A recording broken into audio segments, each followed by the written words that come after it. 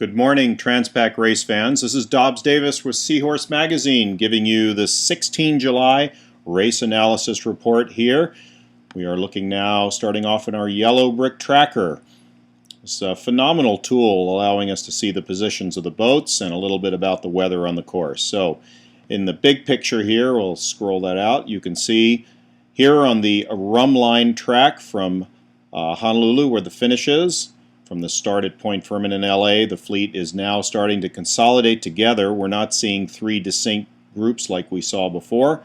The fast boats that started Saturday are now starting to converge with the middle group, and the boats out front in turn are starting to get overtaken a little bit by the middle group. So let's drill into a little more detail and have a look at this. Now you can see the tracks are remaining fairly straight for the boats that are the faster boats coming down from Saturday's start. We'll turn off our division. Actually, you know what? We'll go back to looking at our division in 7 and 8 leaders. So I'll turn the others off for the moment. You can do this over here on the left side with the tab that says Teams. And that isolates each group. So these teams are now closer to what I described yesterday as the shortest route to Hawaii is actually the Great Circle route, which is slightly north of the Rum Line shown here on the map projection.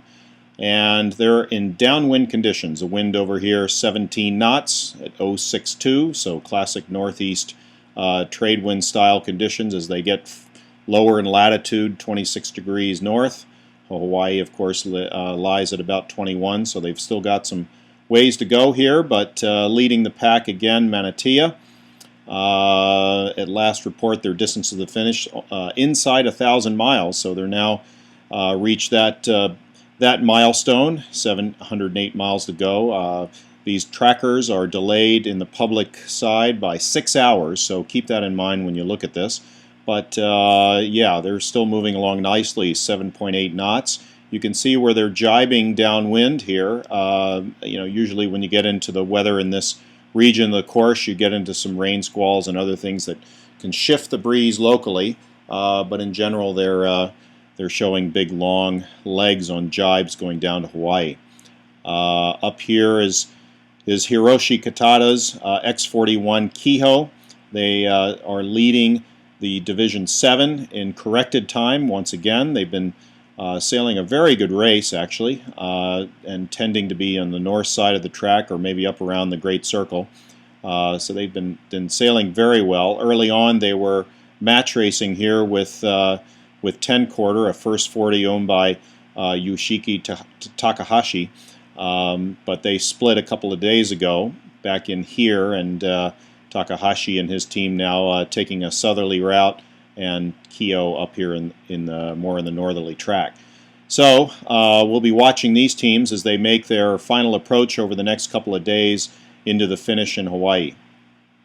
Next we'll go to our middle division, our Thursday starters.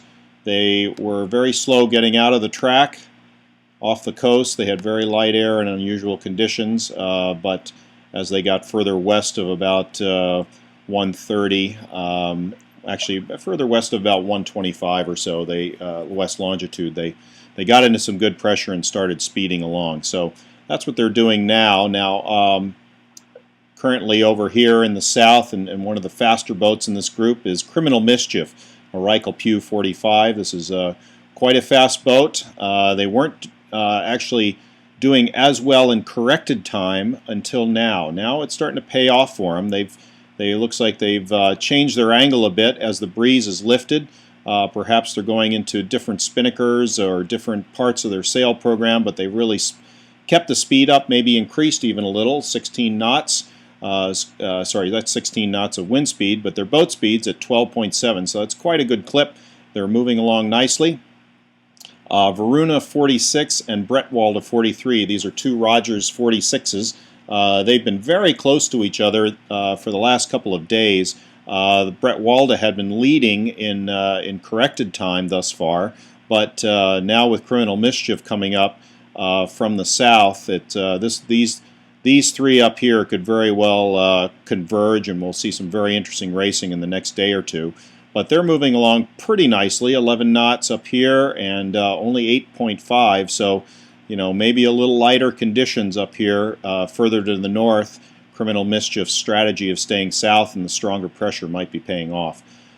In the middle of the group here, Horizon is Jack Taylor's Santa Cruz 50. They've won this race in their class a couple of times. No stranger to Transpac, and no strangers to success in Transpac. They're moving along nicely at 9 knots. In this quadrant, the wind is showing at 16 knots, so they're optimal VMG down, probably broad reaching here. Nice straight track. Everybody else fairly straight tracks, a couple of deviations to the north and south, probably associated with any little variations and squalls in the area.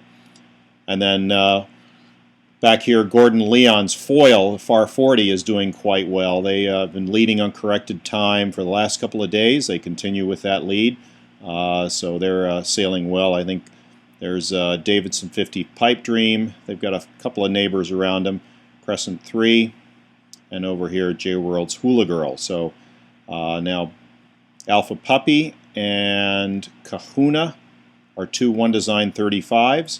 Alpha Puppy was in a southerly route, but then came up, probably maybe a tactical move. You never know. They may have come up to get in front of Kahuna. So a little bit of a match race between these two similar type boats.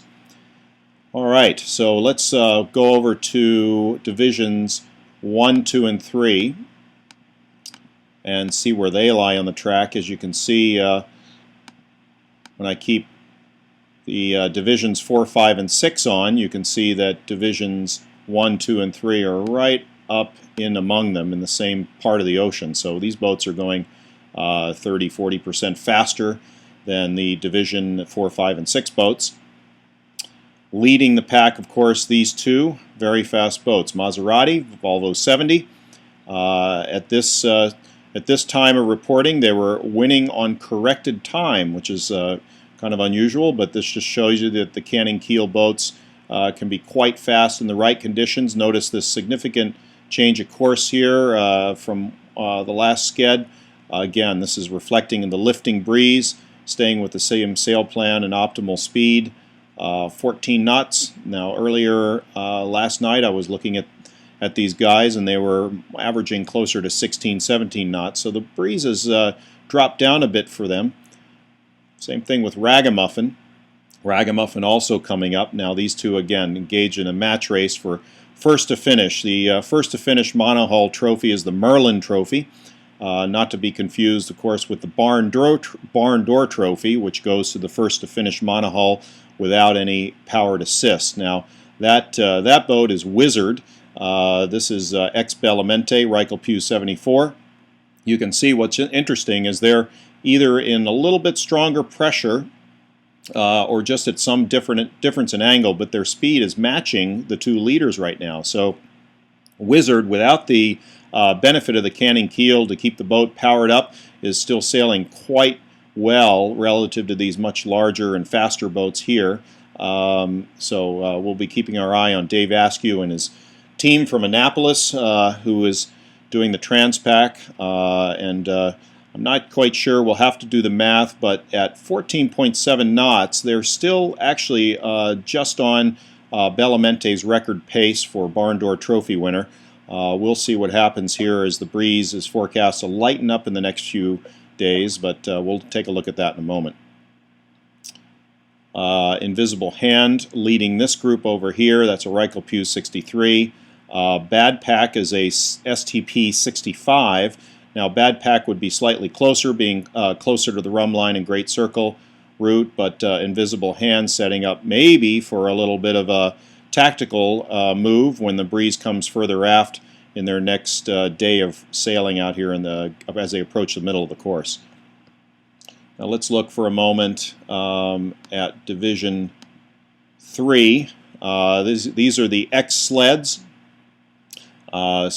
The ULDB 70s that were dominating Transpac through the late 80s and early 90s are now out here sailing in a retro race, no pun intended. One of the entries, of course, is Dave Team and Doug Baker's retro. Yesterday, when we looked at this, they were leading on corrected time, even though they were taking up the rear in this pack, but now that's shifted over to Pyewacket. So Roy Disney's Pyewacket, he's got a real all-star team on that boat. They're moving along nicely, leading this pack. Nice conservative tactical strategy, staying between their competition and the mark. Their real race is to stay ahead of the lighter air that's forecasted to be coming in behind them. So I wanted to point out just one more thing before leaving our position reports, and that is a new class that's come up here on your team's board here on the left side, the menu, and that's HPR. HPR is a high performance rule. This is a new rating system designed for offshore capable fixed keeled high speed boats between 26 and 72 feet. Of that subset in Transpac, there are 11 entries,